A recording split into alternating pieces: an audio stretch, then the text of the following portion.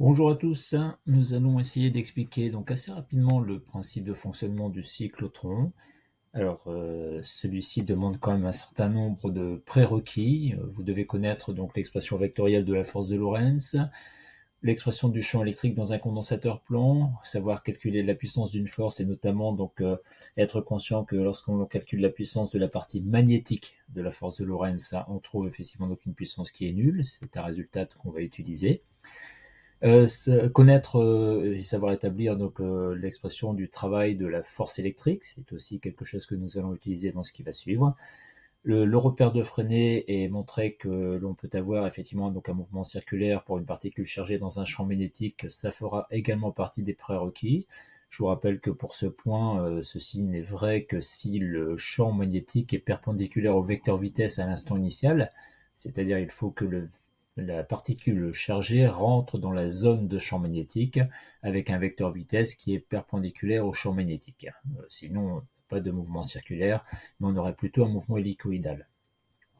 Vous devez connaître aussi donc le théorème de l'énergie cinétique qui va nous servir donc dans l'application pour exprimer la vitesse entre les deux hémicylindres que vous voyez ici, qui constituent donc le cyclotron. Alors ce qu'il faut bien repérer là-dedans, c'est que vous avez deux hémicylindres, donc dans lesquels il y a donc un champ magnétique ici que j'ai représenté par commodité perpendiculaire au plan du tableau et pointant vers vous.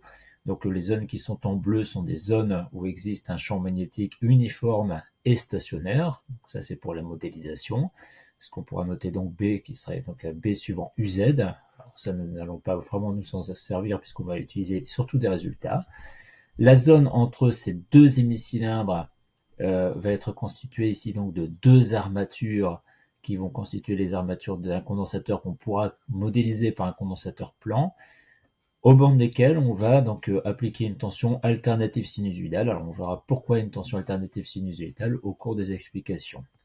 Alors, à préciser quand même que cette zone-là qui est sur fond jaune, c'est une zone qui est assez étroite, c'est-à-dire que la dimension qui donne donc la largeur entre ces deux armatures va être négligeable devant notamment le rayon des zones dans lesquelles il y a donc le champ magnétique. J'ai placé ici donc un repère donc cartésien au cas où on aurait besoin effectivement donc d'exprimer notamment le champ électrique entre les deux armatures. Le champ magnétique, on voit bien que c'est suivant UZ, et l'axe suivant UY, nous n'en aurons pas besoin pour la suite. Alors, passer ces prérequis, la description donc du cyclotron, qui est tout cet appareillage qui est symbolisé donc à cet endroit-là. La première des choses que l'on peut indiquer, donc ici on va avoir une tension, comme je le disais tout à l'heure, une tension sinusoïdale. Alors je vais la noter UAB, donc c'est une tension qui va évoluer au cours du temps. Cette tension, j'ai imaginé que là vous avez l'armature A du condensateur de ce côté-ci, l'armature B du condensateur à droite, ce qui veut dire que si l'on flèche cette tension UAB, c'est ça cette tension donc entre l'armature de gauche par rapport à l'armature de droite. Cette tension, on va pouvoir noter donc avec, c'est un grand U, donc l'amplitude de cette tension alternative sinusoïdale. Et comme vous l'avez vu donc en électricité, une tension alternative sinusoïdale peut s'écrire sous la forme d'un sinus oméga t. Alors ici, je vais mettre plus un phi u. Alors on verra que ça peut avoir son importance, ce phi u. Alors, ça veut simplement dire que la tension ne sera pas forcément nulle à l'instant t égale 0. Il peut y avoir effectivement donc une phase à l'origine des dates. Alors ça peut effectivement être le cas ici. C'est-à-dire que si vous représentez la tension alternative sinusoïdale UAB donc sur un graphique temporel comme ceci, donc à l'instant t égale 0, ici si c'était un sinus sans phase à l'origine des dates, ça commence à 0. Là je m'arrange pour qu'effectivement ça commence proche du maximum. Alors vous allez comprendre pourquoi après. De telle façon à ce que notre tension alternative sinusoïdale donc, ait cette allure-là. De telle façon surtout à ce que lorsque le proton que j'ai symbolisé par la lettre P ici sur l'armature A, donc l'armature de gauche, donc à l'instant t égale 0, lorsque celui-ci va partir, eh bien j'aimerais que ici on ait effectivement une tension qu'on peut considérer à peu près constante, pendant le temps de voyage du proton entre les deux armatures du condensateur. C'est-à-dire qu'on va pouvoir considérer que ce proton voyage sous une tension accélératrice, grand U, qui est effectivement constante si effectivement la durée de ce voyage n'est pas trop longue par rapport à la période donc, du signal alternatif sinusoïdal à utiliser.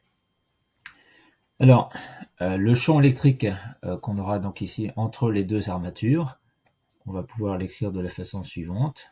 Donc le champ électrique est une grandeur vectorielle. Celui-ci donc sera égal à la tension UAB divisé par la distance qui sépare les deux armatures du condensateur que j'ai appelé petit l, et suivant donc le vecteur unitaire UX, et ça c'est bien dans le sens des potentiels décroissants, tout au moins donc à l'instant où je l'ai représenté ici, c'est-à-dire à l'instant t égale 0, où UAB, on va pouvoir considérer que celui-ci est égal à grand U. Alors, si on applique le théorème de l'énergie cinétique de façon à connaître quelle sera la vitesse du proton lorsqu'il va arriver ici dans la zone de champ magnétique, donc lorsqu'il aura parcouru l'espace qu'il y a donc entre les deux armatures. Donc si on applique le théorème de l'énergie cinétique, on aura donc l'énergie cinétique à l'arrivée, donc 1/2 de MP étant la masse du proton, fois la vitesse du proton, donc au carré, lors de son premier passage, son première arrivée dans le premier hémicylindre, ce que j'ai noté Vp1 au carré, moins l'énergie cinétique du proton à l'instant initial. Alors ici, par commodité, surtout par simplification pour la mise en équation ici, j'ai supposé qu'il n'y avait pas de vitesse initiale du proton, hein, sinon on aurait eu moins 1/2 de MP fois Vp0 au carré. Donc ici, on la suppose comme nulle, ou tout au moins très petite devant Vp1 au carré. Eh bien, le théorème de l'énergie cinétique nous dit que cette variation d'énergie cinétique est égale au travail donc, de la force électrique ici entre les deux. Et pour le travail de la force électrique, donc, comme il s'agit ici donc d'un proton, sa charge élémentaire, ça sera plus E, 1,6 fois 10 puissance moins 19 coulombs, fois la différence de potentiel qu'il y a donc entre ces deux armatures. Et comme je le précisais précédemment, pendant ce voyage, on va pouvoir considérer que la différence de potentiel est constante entre les deux, et elle vaut grand U l'amplitude donc du signal alternatif sinusoïdal que j'ai représenté donc ici en haut à droite. Donc ça c'est l'application du théorème de l'énergie cinétique qui nous permet d'exprimer assez directement la vitesse atteinte par le proton. Alors je vais le laisser sous la forme du carré, vous verrez que ça a ses avantages pour la suite. Donc Vp1 au carré qui serait égal à E fois U la tension, donc ici donc l'amplitude de la tension alternative sinusoïdale, multiplié par 2 et divisé par la masse du proton. Donc on voit qu'on a ici 2 fois U. Hop, ça commence. Donc 2 fois E U divisé par la masse du proton. Alors ça, j'insiste bien là-dessus, c'est le carré de la vitesse atteinte par le proton dans cette zone d'accélération. Donc on voit que cette zone-là joue le rôle d'accélération de particules. Ce qui veut dire que le proton va entrer dans cette zone de champ magnétique avec un vecteur vitesse Vp1, comme ceci, qui va être bien perpendiculaire au champ magnétique. Et le fait que cette particule rentre dans une zone de champ magnétique avec un vecteur vitesse Vp1 qui est perpendiculaire à ce champ magnétique, va avoir un mouvement donc circulaire dans cette zone. C'est ce que nous avons montré dans le cours. Alors, on peut réécrire très rapidement ce qui se passe. Donc ici, si on regarde un petit peu la force magnétique, alors j'ai parlé en termes de valeur pour l'instant, donc la force magnétique qui agit sur le proton qui entre dans la zone de champ magnétique, donc ça sera la charge de la particule, donc E ici pour le proton, multiplié donc par la vitesse du proton à l'entrée de cette zone magnétique, multiplié par la valeur du champ magnétique. Donc on a bien quelque chose ici qui est suivant UX pour le vecteur vitesse, suivant UZ pour le vecteur champ magnétique, donc si on utilise la règle des 3 doigts de la main droite, pour les trièdres directs qu'on utilise quasiment toujours en physique, donc on va avoir du UX multiplié vectoriellement par UZ, donc on aura quelque chose qui sera effectivement donc ici suivant UY. Alors je vous rappelle que ceci, ça vient de l'expression de la force magnétique, donc une des parties de la force de Lorentz, qui vous dit que la force exercée sur cette particule va être égale à QV multiplié vectoriellement par B.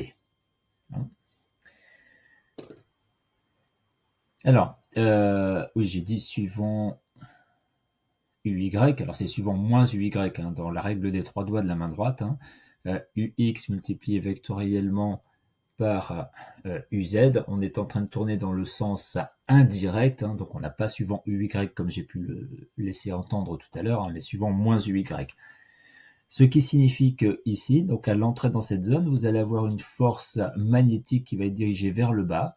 Donc on imagine très bien, d'après ce que nous savons dans le cours, qu'on va avoir quelque chose qui va être circulaire comme ça, dirigé donc vers le bas. Donc ça c'est la première partie de la trajectoire. Donc dans le repère de Freinet, on montre que ceci, donc la force magnétique, va être égale à la masse du proton. Dans le repère de Freinet, eh bien, on aura Vp1 au carré sur, alors je vais noter ρ1 étant ici donc le rayon de courbure à l'instant t où je représente la situation, c'est-à-dire à l'instant t où la particule rentre dans la zone de champ magnétique. Ce qui fait que si on exprime ce rayon de courbure, bien ρ1 sera égal à la masse du proton multiplié par la vitesse du proton ici à l'entrée de la zone de champ, divisé par la charge électrique élémentaire et par le champ magnétique. Or, ce que nous savons, c'est que la puissance de la partie magnétique de la force eh bien, est égale à 0, puisqu'on fait intervenir un produit mixte dans lequel le vecteur vitesse va apparaître 2 fois. Et ça a pour conséquence, je vous rappelle le sens physique de la puissance d'une force, si celle-ci est nulle, ça veut dire que cette force n'a aucune influence sur les variations de la valeur de la vitesse, ce qui veut donc dire que dans la zone de champ magnétique, Vp1, donc cette vitesse, aura une norme constante, ce qui nous permet d'en déduire ici que finalement dans l'expression du rayon de courbure, là-dedans, je n'ai que des grandeurs qui sont constantes. La masse du proton est une constante, la charge électrique du proton est une constante. Le champ magnétique, on l'a voulu uniforme et stationnaire, donc il est constant. Vp1, les propriétés de la force magnétique montrent que cette vitesse a une norme constante. C'est-à-dire que ρ1 est un rayon effectivement de courbure ici qui est constant au cours du temps, ce qui veut dire qu'on a bien un mouvement circulaire uniforme pour une particule chargée dans un champ magnétique B. Donc voilà pour les deux premières indications. Alors, ce qu'on peut regarder un petit peu, c'est quelle sera la durée du voyage du proton ici dans la zone de champ magnétique. Alors, si on veut, donc ça se fait à vitesse constante. Donc, on peut exprimer Vp1. La distance qui est parcourue, puisque là, comme c'est à vitesse constante, on peut exprimer donc la vitesse moyenne, qui sera la vitesse à chaque instant également. Donc, on a un demi-cercle ici, de rayon ρ1. Donc la distance parcourue, ça va être pi fois ρ1. Sur la durée de ce parcours, alors la durée de ce parcours, je vais l'appeler T1, durée du parcours dans la zone de champ magnétique 1 pour le premier passage, parce qu'on verra qu'il y a plusieurs passages. Ce qui veut donc dire ici que T1, ça sera pi fois ρ1 sur Vp1. On peut remplacer ρ1 par son expression. Donc pi fois ρ1 divisé par Vp1, on voit qu'avec l'expression de ρ1, en fait, pour cette durée de parcours, on va voir pi fois la masse du proton sur E fois B. Alors, ça c'est un résultat primordial ici, puisque on se rend compte que la durée du parcours ici ne dépend pas de la vitesse de la particule dans ce champ magnétique, et on voit que cette durée du parcours, finalement, elle est constante, puisque pi c'est une constante, la masse du proton, la charge électrique et E sont constantes. Donc on a T1 ici, qui est une constante et qui ne dépend que des caractéristiques de la particule et du champ magnétique dans lequel la particule va voyager. Alors ça, c'est assez intéressant parce que ça veut dire que au bout de cette durée, le proton va arriver donc de nouveau dans la zone accélératrice. Et si on veut que le proton soit à nouveau accéléré, on voit bien qu'il va falloir changer l'orientation du champ électrique à cet endroit-là, puisque si la force électrique continue à s'appliquer vers la droite, ça va freiner le proton, on aura tout perdu en fait. Nous, ce qu'on veut, c'est qu'à cet instant-là, la force électrique soit orientée vers la gauche. Il est donc nécessaire que la tension UAB change de signe. Et pour que la tension UAB change de signe, il va falloir qu'un petit peu sur notre représentation, bien, nous sommes partis d'ici, et il va falloir qu'on soit ici quelque part, et là, c'est ce qui va correspondre à la durée T1, c'est-à-dire au bout de la durée T1, en d'autres termes, une demi-période du signal alternatif sinusoïdal, il va falloir effectivement que la particule soit accélérée vers la gauche. Donc, ceci, ça implique que la pulsation du signal sinusoïdal donc, utilisé, je rappelle que la pulsation est donnée par 2π sur la période du signal. Donc il va falloir que cette pulsation 2π sur t soit égale donc à 2π sur 2 fois t1, puisque ici on voit bien que pour retrouver le même état vibratoire, la période du signal, ici grand t, va donc devoir égale à 2 fois la durée donc, estimée précédemment. Donc ici, la pulsation du signal doit être égale à 2π sur 2 fois t1, donc en d'autres termes, égale à π sur t1. Comme t1, nous l'avons exprimé ici et que c'est une constante, donc π divisé par t1, on voit que la pulsation du signal sinusoïdal utilisé doit être égale à EB sur la masse du proton. C'est à cette condition que l'on va pouvoir effectivement avoir lors du demi-tour effectué un proton qui va arriver donc dans la zone accélératrice et être accéléré de telle façon à arriver dans le deuxième hémicylindre avec un vecteur vitesse que l'on va pouvoir qualifier ou nommer VP2, qui sera donc plus important que VP1, donc de sens contraire bien entendu. Alors plus important de quelle grandeur? On voit que VP2, si on applique de nouveau le théorème de l'énergie cinétique, on aura donc ici VP2 au carré qui sera égal à VP1 au carré, c'est-à-dire la vitesse initiale lors de son entrée dans la zone accélératrice, plus la même fraction que nous avons calculée tout à l'heure, 2 fois EU, sur la masse du proton. Et on se rend compte ici que dans la zone accélératrice, à chaque fois, le carré de la vitesse va être augmenté pardon, à chaque passage de cette quantité. On a donc ici une suite arithmétique de raison 2 fois EU sur MP pour le carré de la vitesse, bien entendu. Attention, c'est pas pour la vitesse, c'est bien pour le carré de la vitesse. Donc, on va arriver dans la deuxième zone de champ magnétique, donc dans le deuxième hémicylindre, avec une vitesse plus importante. Si la vitesse est plus importante, le rayon sera plus important. On va donc avoir un rayon ρ2 ici. Dans cette deuxième zone, qui s'affiche avec un petit peu de retard, et de telle façon à ce que le proton ressorte avec un rayon ρ2 dans la zone de champ électrique, de telle façon à ce qu'il soit accéléré à nouveau, et ainsi de suite. Ça, on pourra faire un certain nombre de tours au niveau du cyclotron, ce qui va permettre d'accélérer la particule ici dans une zone de l'espace assez restreinte, contrairement à ce que l'on pourrait avoir pour un accélérateur linéaire. Bien, voilà pour le cyclotron, vous avez l'essentiel. Avec quelques informations. Alors après, il resterait à voir au travers d'un exercice que vous allez faire en TD, des applications numériques, mais là, vous avez vraiment, je dirais, le corps du problème.